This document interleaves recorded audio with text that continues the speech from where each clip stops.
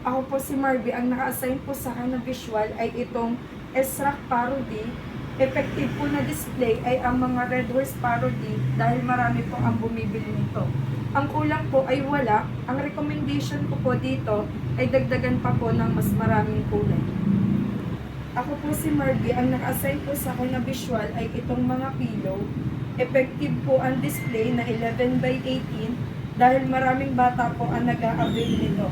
Ang kulang ko po ay wala po. Ang recommendation ko po dito ay mas dagdagan pa ng iba't ibang cartoon characters. Ako po si Marby, ang naka-assign po sa akin ng visual ay itong SRAC jacket. Effective po na display ay ito pong mga bomber jacket dahil maraming customer po ang nag-a-avail nito, lalo na po yung mga sa office.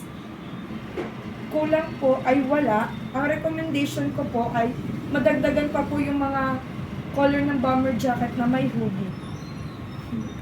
Ako po si Marty, ang naka-assign po sa akin na visual ay itong straight track. Effective po ang display ng mga dry fit dahil maraming customer po ang nag-a-avail nito. Ang kulang po ay wala. Ang recommendation ko po dito ay wala din po. Sa stockroom naman po, ang naka-assign po sa akin ay ang mga dry fit at saka po CBC.